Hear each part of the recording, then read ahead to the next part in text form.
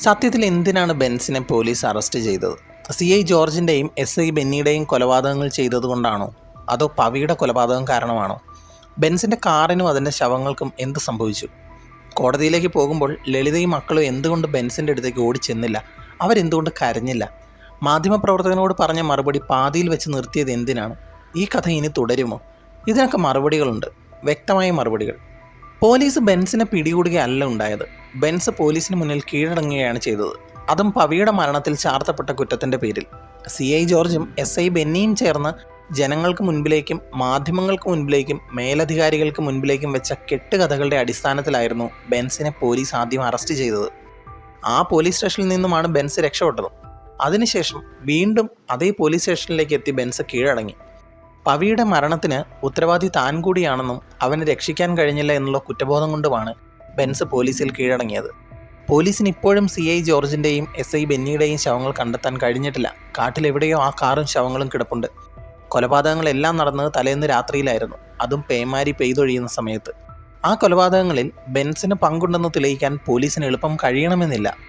ജോർജിൻ്റെയും ബെന്നിയുടെയും ശവങ്ങൾ കാറിനകത്ത് വെച്ച് കാടിനകത്ത് ഉപേക്ഷിച്ച് അന്ന് രാത്രി തന്നെ ബെൻസ് വീട്ടിലേക്ക് പോയിരിക്കാം. എല്ലാവരോടും എല്ലാം പറഞ്ഞ് വേഷം മാറി പോലീസ് സ്റ്റേഷനിൽ ചെന്ന് കീഴടങ്ങി. പിറ്റേന്ന് പോലീസ് ബെൻസിനെ കോടതിയിൽ ഹാജരാക്കാൻ കൊണ്ടുചെല്ലുന്നു. മുഖം മറയ്ക്കാൻ പോലീസുകാരൻ ടവൽ കൊടുക്കുന്നത് സത്യത്തിൽ പോലീസ് അറിയുന്ന ആ ബെൻസ് എന്ന ഷൺമുഖം തൻ്റെ മകളായി അടുപ്പമുണ്ടായിരുന്ന തൻ്റെ ഭാര്യയുടെ ആദ്യ ഭർത്താവിൻ്റെ മകനെ ദുരഭിമാനത്തിൻ്റെ പേരിൽ കൊന്ന കുറ്റവാളിയായ ഷൺമുഖനെയാണ്. ആ ക്ലൈമാക്സ് രംഗം നമുക്കൊന്ന് സൂക്ഷ്മമായി നോക്കാൻ ശ്രമിക്കാം. കറുത്ത വസ്ത്രവും പേമാരിയും. കൊലപാതകങ്ങൾ നടത്തുമ്പോൾ ബെൻസിൻ്റെ വേഷം ഇരുണ്ടതാണ്. കറുത്ത മുണ്ടും ഇരുണ്ട തവിട്ട് നിറമുള്ള ഷർട്ടും. മഴയിൽ നനഞ്ഞു കുതിർന്നപ്പോൾ പൂർണ്ണമായും കറുപ്പിലേക്ക് എത്തുന്ന വേഷം. കറുപ്പ് പ്രതിനിധീകരിക്കുന്നത് വിലാപത്തെയും അമർഷത്തെയും മരണത്തെയും ചെറുത്തുനിൽപ്പിനെയുമാണ്. സമൂഹത്തിൻ്റെ കാഴ്ചപ്പാടിൽ ബെൻസ് ഒരു ക്രിമിനൽ ആണെങ്കിൽ കൂടി തന്നിൽ നിന്നും എല്ലാം പിടിച്ചെടുത്ത സിസ്റ്റത്തിനെതിരെ പോരാടിയ വിലപിക്കുന്ന ഒരു മനുഷ്യനും കൂടിയാണ് അയാൾ. ഈ പാപങ്ങളെല്ലാം ചെയ്ത് ആ പെരുമഴയിൽ ശുചീകരിക്കപ്പെട്ട് പുനർജന്മം എടുത്തിരിക്കുകയാണ് ബെൻസ്. ഒരു പാരഡോക്സിക്കൽ മീനിങ് നോക്കിയാൽ മഴ ഒരേ സമയം ബെൻസിൻ്റെ പാപങ്ങൾ കഴുകി ജ്ഞാനസ്നാനം ചെയ്തതായും അയാളുടെ വിലാപങ്ങൾക്കൊരു മൂടപടമായി മാറിയിരിക്കുന്നതും കാണാം. ഒരു ട്രഡീഷണൽ സെൻസിൽ പ്യൂരിഫൈ ചെയ്യപ്പെട്ട ഒരാളല്ല ഷൺമുഖം. അയാൾ പൊതുജനങ്ങളുടെ മുൻപിൽ മുഖം മൂടി അഴിക്കപ്പെട്ട് അപരിഷ്കൃതനായി ഒരാളായി മാറിയിരിക്കുന്നു. പക്ഷേ ആ നനഞ്ഞ ഇരുണ്ട വസ്ത്രങ്ങൾ അയാളുടെ പുറംചട്ടിയായി മാറിയിരിക്കുന്നു. Like A second skin. ഒരേ സമയം സകല പാപങ്ങളും ചെയ്ത ഒരു കൊലപാതകിയായും എന്നാൽ വിലാപങ്ങൾക്ക് നടുവിൽ ജ്ഞാനസ്നാനം ചെയ്യപ്പെട്ടവനായും. മുഖം മറയ്ക്കാതെ, തൻ്റെ മുഖം മറയ്ക്കാൻ വിസമ്മതിക്കുന്ന ഷൺമുഖം. പോലീസ് ഓഫീസർ നീട്ടുന്ന ഹാൻഡ് കർച്ചീഫ് വാങ്ങാതെ നീതിമണ്ഡലത്തിലേക്ക് തൻ്റെ മുഖം തുറന്നുകാട്ടി സമൂഹത്തിനിടയിലൂടെ നടക്കുന്ന അയാൾ. This simple act speaks volumes. ബെൻസിൻ്റെ ലോകം അതൊരു ഗ്രാമമായിരുന്നെങ്കിലും വളരെ ചേർത്ത് തുന്നിയ ഒരു സമൂഹമായിരുന്നിട്ടും അവരെല്ലാവരും ജഡ്ജ്മെൻ്റലാണ്. അറസ്റ്റ് ചെയ്യപ്പെട്ട ഒരാൾ, അയാൾ മുഖം മറയ്ക്കണം, തൻ്റെ മേൽ ചാർത്തപ്പെട്ട അപമാനം മറയ്ക്കണം എന്ന് പ്രതീക്ഷിക്കുന്ന സമൂഹമാണ്. സൊസൈറ്റിയുടെ അത്തരത്തിലുള്ള ജഡ്ജ്മെൻറ്റ് മെൻറ്റാലിറ്റിയുടെ ഇരയാവാൻ ബെൻസ് തയ്യാറല്ല. ഹാൻഡ് കർച്ചീഫ് വേണ്ട എന്ന് വെക്കുന്നത് ബെൻസിൻ്റെ ചെറുത്തുനിൽപ്പാണ്. നീതിയുടെ മുൻപിൽ അല്ലെങ്കിൽ കൂടി ധാർമ്മികമായി താൻ തെറ്റുകാരനല്ല എന്ന് ബെൻസിന് പൂർണ്ണ ഉറപ്പുണ്ട്. അയാളുടെ മകൻ കൊല്ലപ്പെട്ടു. യാഥാർത്ഥ്യം തിരിച്ചറിയാൻ ശ്രമിക്കാത്ത വ്യവസ്ഥ കൊലപാതകികളെ പ്രൊട്ടക്റ്റ് ചെയ്യുകയാണ്. അയാളുടെ പ്രതികാരം അതൊരു സെൻസ്ലെസ് വയലൻസ് അല്ല, മറിച്ച് ചതിക്കപ്പെട്ട, എല്ലാം നഷ്ടപ്പെട്ട ഒരാളുടെ അടങ്ങാനാവാത്ത ദുഃഖത്തിൽ നിന്നുണ്ടായതാണ്. മുഖം മറയ്ക്കാതെ അയാൾ പറയാതെ പറയുകയാണ്, നിങ്ങൾക്ക് എന്നെ വിധിക്കാം, ഞാൻ ചെയ്തതിൽ എനിക്ക് ലജ്ജയില്ല. അനീതിക്ക് മുൻപിൽ തല കുനിക്കാത്ത ഒരച്ഛൻ. ആ ഹാൻഡ് കർച്ചീഫ് വേണ്ട എന്ന് വെക്കുന്നതിലൂടെ ബെൻസ് എന്ന ഷൺമുഖം ഒരു ട്രാജിക് ഐക്കണായി മാറുകയാണ്.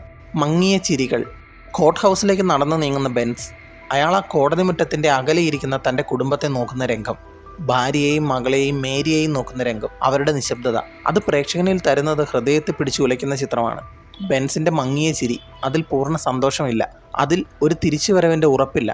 ആ നിമിഷം രൂപപ്പെട്ട ഒരു നേർത്ത ചിരി മാത്രം. പക്ഷേ അതിലൊരു ഉറപ്പുണ്ട്, ഇനി ആരും തൻ്റെ കുടുംബത്തെ വേദനിപ്പിക്കാൻ വരില്ല എന്ന ഉറപ്പ്. തൻ്റെ നോർമൽ ലൈഫിൽ നിന്നുള്ളൊരു യാത്ര പറച്ചിലാണത്. ഒരു ഇറിവേഴ്സിബിൾ ചേഞ്ചിനെ തിരിച്ചറിയുകയാണ് അവിടെ. സഹനത്തിൻ്റെ, കാത്തിരിപ്പിൻ്റെ ഒരു സൈലൻറ്റ് പ്രോമിസാണത്. ആ ഒരു നോട്ടത്തിൽ സിനിമ ക്യാപ്ചർ ചെയ്യുന്നത് തൻ്റെ കുടുംബത്തിന് വേണ്ടി സ്വയം എല്ലാം നഷ്ടപ്പെടുത്തി അനന്തമായ ദുഃഖം ചുമന്നുകൊണ്ട് നീങ്ങുന്ന ഒരു സാധാരണ മനുഷ്യനെയാണ്. പൂർത്തിയാക്കാത്ത വാക്കുകൾ. നിങ്ങളാണോ നിങ്ങളുടെ മകനെ കൊന്നത് എന്ന് ബെൻസിനോട് മാധ്യമപ്രവർത്തകർ ചോദിക്കുന്ന നിമിഷം ബെൻസിൻ്റെ മറുപടി അപൂർണമാണ്. എന്നാൽ അതിലൊരു പൂർണ്ണതയുമുണ്ട്. എൻ്റെ മകനെ ഞാനല്ല കൊന്നത്, പക്ഷേ എൻ്റെ മകനെ കൊന്നവരെ ഞാൻ എന്ന് പറയുമ്പോഴേക്കും മാധ്യമപ്രവർത്തകനെ പോലീസ് ഓഫീസർ പിടിച്ചു മാറ്റുകയാണ്. സിസ്റ്റത്തിൻ്റെ പവർ ഉപയോഗിച്ച് സത്യത്തെ എങ്ങനെ മറയ്ക്കാം എന്നതാണ് ഇതിലൂടെ കാണിക്കുന്നത്. പോലീസുകാരൻ ആ മാധ്യമപ്രവർത്തകനെ പിടിച്ചു മാറ്റുമ്പോഴും ബെൻസ് ചിരിക്കുകയാണ്. പറഞ്ഞ വാചകം പൂർത്തിയാക്കണമെന്ന് ഒരു പരിധിവരെ ബെൻസ് ആഗ്രഹിക്കുന്നില്ല. കാരണം അയാളുടെ ഭാഗത്തെ നീതി സമൂഹം തിരിച്ചറിയും എന്ന പ്രതീക്ഷ അയാൾക്കില്ല. നിയമവ്യവസ്ഥകളിലും സാമൂഹിക കാഴ്ചപ്പാടുകളിലും മാധ്യമ ഇടപെടലുകളിലും ബെൻസിൻ്റെ പൂർണ്ണമായ കഥ ആരും തിരിച്ചറിയാൻ ശ്രമിച്ചിട്ടില്ല. അതിൻ്റെ ഒരു തുടർച്ചയാണ് പൂർണ്ണമാക്കാത്ത ആ മറുപടിയും. പാതിയിൽ വെച്ച് നിർത്തേണ്ടി വരുന്ന ബെൻസിൻ്റെ വാക്കുകളിലൂടെ ഈ ഒരു രംഗത്തിൽ സിനിമ ഹൈലൈറ്റ് ചെയ്യുന്നത് നീതി നടപ്പാക്കാൻ പോകുന്നത് യഥാർത്ഥത്തിൽ നടന്ന പ്രവൃത്തികളുടെയും അതിൻ്റെ അനന്തരഫലങ്ങളെയും തിരിച്ചറിഞ്ഞു മാത്രമല്ല, ഇതുപോലെ പാതി വഴിയിൽ ഉപേക്ഷിക്കപ്പെട്ട വാക്കുകളിൽ നിന്ന് മറ്റാരോ മെനഞ്ഞെടുക്കുന്ന കഥകളിലൂടെയും കൂടിയാണ്. തുടരും. കോടതിക്ക് അകത്തേക്ക് നീങ്ങുന്ന ബെൻസ്. സിനിമയുടെ ടൈറ്റിൽ കാർഡ് ആ രംഗത്തിൽ വീണ്ടും കാണിക്കുന്നുണ്ട്. എന്നാൽ കോർട്ട് റൂം പ്രൊസീഡിങ്സ് ഒന്നും തന്നെ കാണിക്കുന്നില്ല. ഇത് മനഃപൂർവ്വമായ ഒരു പവർഫുൾ ചോയ്സാണ്. ഇത്തരത്തിലുള്ളൊരു ഓപ്പൺ എൻഡിങ് ഓഡിയൻസിൻ്റെ ഇൻ്റലിജൻസിനെയും വൈകാരികമായ നിലപാടുകളെയും റെസ്പെക്റ്റ് ചെയ്യുന്നതിനാണ്. ഈ രംഗത്തിന് ശേഷം ഒരു കോർട്ട് റൂം പ്രൊസീഡിംഗ് കാണിക്കുകയോ അതിനുശേഷം നീതിന്യായ വ്യവസ്ഥയുടെ ജഡ്ജ്മെൻറ്റ് എന്തുതന്നെയാണെങ്കിലും അതൊരിക്കലും നമ്മൾ കണ്ട ഈ ക്ലൈമാക്സിനോളം വൈകാരികമായിരിക്കില്ല. ബെൻസിൻ്റെ ജീവിതയാത്ര പ്രതിഫലിപ്പിക്കുന്നത് ശക്തരായവർ വളച്ചൊടിക്കുന്ന നിയമവ്യവസ്ഥ ഒരു സാധാരണ മനുഷ്യൻ്റെ ജീവിതത്തിൽ സൃഷ്ടിക്കുന്ന തകർച്ചയെയാണ്. അയാളുടെ മുമ്പിൽ എന്താണ് ബാക്കിയാവുന്നത്? സ്നേഹിക്കാനും കരയാനും അങ്ങേയറ്റം ചെറുത്തു നിൽക്കാനും അല്ലാതെ എന്തിനാണ് അയാൾക്ക് കഴിയുക? കോർട്ട് റൂമിലേക്ക് കയറിപ്പോകുന്ന ബെൻസിൻ്റെ കഥ തുടരുന്നത് ഒരു രണ്ടാം ഭാഗത്തിലൂടെ ആവില്ല. അത് ഓരോ പ്രേക്ഷകൻ്റെയും മനസ്സിലൂടെയാവും. ബെൻസ് എന്ന ഷൺമുഖത്തിൻ്റെ കഥ അതൊരു ഡീപ്ലി പേഴ്സണൽ സ്റ്റോറി മാത്രമല്ല, അതിൽ വളരെ വിശാലമായ രാഷ്ട്രീയവുമുണ്ട്. ഇതൊരു ക്ലൈമാക്സ് അനാലിസിസ് മാത്രമാണ്. വ്യക്തമായി ഇഴചേർന്നിരിക്കുന്ന ഒരുപാട് കഥാപാത്രങ്ങളുള്ള ബെൻസിൻ്റെ ലോകം തുടരും. അത് കൂടുതൽ പഠന വിധേയമാക്കേണ്ടതാണ്. നിങ്ങളുടെ കാഴ്ചപ്പാടുകൾ പങ്കുവയ്ക്കുന്ന പ്രതീക്ഷയോടെ ഈ വീഡിയോ നിർത്തുന്നു. കൂടുതൽ സിനിമാ വിശേഷവുമായി പൈറേറ്റ് തുടരും. Thanks for watching. Bye bye guys.